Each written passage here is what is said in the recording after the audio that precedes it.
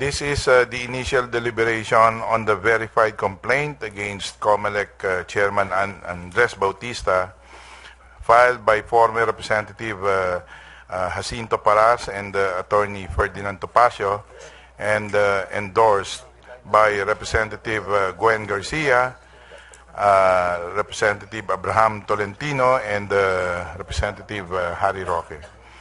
So, good morning, ladies and gentlemen, my distinguished colleagues, both regular and ex officio, and other members present.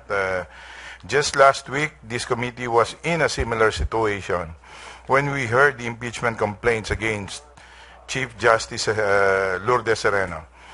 Today, we are once again mandated by the Constitution as representatives of the people to conduct this impeachment proceeding against another high official of the government as part of the systems of checks and balances to determine the fitness of the Comelec chairman to continue performing the duties of his high office. In a span of 2 regular sessions under the 17th Congress, the Committee on Justice has now initiated 3 impeachment proceedings. The first being against President Rodrigo Roa Duterte, the second on Supreme Court Chief Justice Sereno, and now the instant case. For today, we will hear the impeachment complaint filed by former Congressman Jing Paras and Attorney Ferdy Topacio, as mentioned, endorsed by 3 of the illustrious members of this chamber, and these are Congresswoman Garcia, Congressman Tolentino, and Roque, and this is filed against, as I said, the Comelec chairman. For the record, the impeachment proceeding versus President Duterte was deemed sufficient in form. The committee opted to be liberal in finding the complaint sufficient in form, notwithstanding the defect in the verification thereof, with a fair warning to all that this will be the last time the committee exercises liberality in finding a defective complaint sufficient in form. However, the committee opted to declare the same complaint insufficient in substance, since the complainant, Congressman Gary Alejano, admitted not having any personal knowledge of his allegations. Neither were the allegations culled from authentic records, as in fact no authentic records were appended to the complaint. Thus, the committee deemed all of the allegations therein as hearsay. On the other hand, of the 2 complaints versus Chief Justice Sereno, only the complaint filed by Attorney Gadon was found sufficient in form and substance, since the allegations therein, while not of Attorney Gadon's personal knowledge, were culled from authentic documents that were appended to the complaint itself. The second complaint, filed by Mr. Dante Jimenez and Attorney Eligio Marliari, was dismissed due to a defective verification, which I would like to read into the records. Today, and I quote, nasa yung verification? Kay Malyari.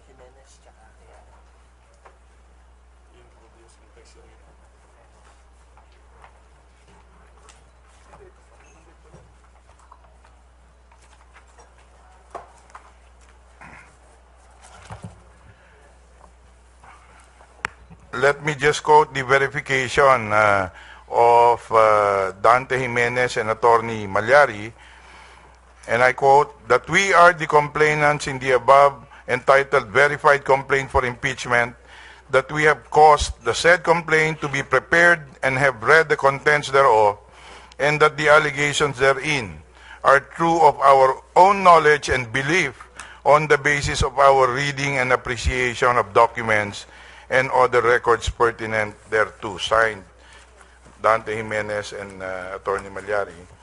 And so, as mentioned, this verification was found to be defective, which was the basis for the dismissal of said second complaint against Chief Justice Sereno. Today, this committee is confronted with a similar situation where the verification of the complainants in the instant complaint appears exactly the same as that in the second impeachment complaint against Chief Justice Sereno. And this was filed by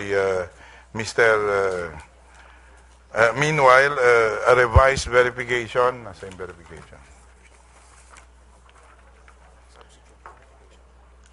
A motion has now been filed to substitute the verification filed before this committee together with the attached substitute verification now containing the provisions or the allegations as required under our rules, and this we will tackle before we subject this impeachment complaint to a vote later on sufficiency in form. This complaint having been filed on 23 August 2017 and endorsed by Representatives Garcia, Topacio, and Roque through an even-dated resolution of endorsement and referred to the Committee on Justice on September 7, 2017, the Chair hereby declares that this impeachment proceeding has been initiated, and accordingly, the one-year bar rule on impeachment cases against Comelec Chairman Bautista has taken effect last September 7, 2017. Otherwise stated, no impeachment complaint against him may be filed 1 year therefrom. At this juncture, let me just reiterate some important guideposts in an impeachment proceeding. In particular, the rules that would govern our proceedings are the rules of procedure in impeachment proceedings of the House of Representatives in the 17th Congress as amended, adopted by the House on August 23, 2016 and published on August 26, 2016 in the Manila Bulletin and Philippine Star, with a caveat that as articulated by our Majority Leader Rudy Fariñas, this will be the last time the committee exercises liberality in finding defective complaints sufficient in form. And this is contained in our committee report number 257 submitted by this committee on May 22, 2017 and adopted by the plenary on May 30, 2017. The rules governing the proceeding dictates, as also held in a long line of cases, that upon due referral, the committee shall determine whether the complaint is sufficient in form and substance. As we go forward today in the proceedings, I enjoin the voting members of the committee to be guided by the precedent set by the committee in the two previous impeachment proceedings on the determination of sufficiency in form and substance. Of course, in determining sufficiency in form, the requirements as provided in the Constitution are: for complainants filed by any member of the House, the complaint must be verified. For verified complainants filed by any citizen, the complaints must be verified and endorsed through a resolution of endorsement by any member of the House of Representatives. Obviously, this complaint falls under the second category. If the committee finds the impeachment complaint sufficient in form, we will then proceed to determine sufficiency in substance of the complaint. Section 4 of the Rules of Procedure in Impeachment Proceeding states that the requirement of substance is met if there is a recital of facts constituting the offense charged and determinative of the jurisdiction of this committee. As we have followed and practiced in previous proceedings, The voting members of the Committee on Justice always conform to the individual appreciation of each representative in determining whether a verified impeachment complaint is sufficient in substance. The member will be given the opportunity to be heard prior to the voting on the sufficiency of substance of the verified impeachment complaint. The same is true with respect to the voting on sufficiency in form. After the committee's deliberation and determination of both sufficiency in form and substance, it will then proceed to determine whether the grounds as alleged in the complaint constitute an impeachable offense. As provided in Section 6 and 7 of the Rules on Impeachment, the committee will proceed by requiring the submission of an answer under oath, affidavits by respondent and counter-affidavits, evidence and other memoranda before this committee. In the event this committee finds the grounds alleged in the complaint are sufficient based on an impeachable offense, the committee shall thereafter determine whether probable cause exists on the basis of evidence submitted to the committee. Again, the determination of sufficiency of the grounds and existence of probable cause for impeachment shall be based on the individual discretion of the members. Whatever the conclusion of this committee would be, and the decision of this committee that will be arrived at, whether it will be for a dismissal of the complaint or that the complaint is found sufficient, the committee shall file a committee report which includes a corresponding resolution setting forth the articles of impeachment or its resolution dismissing the complaint.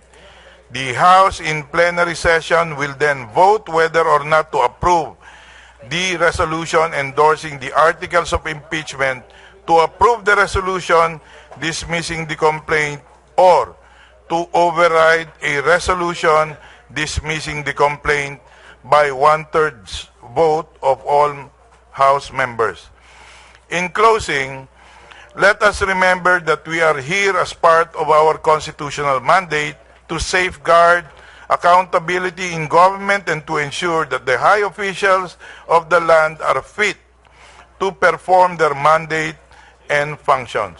We are constitutionally bound as elected representatives of the people to protect the sanctity of government service.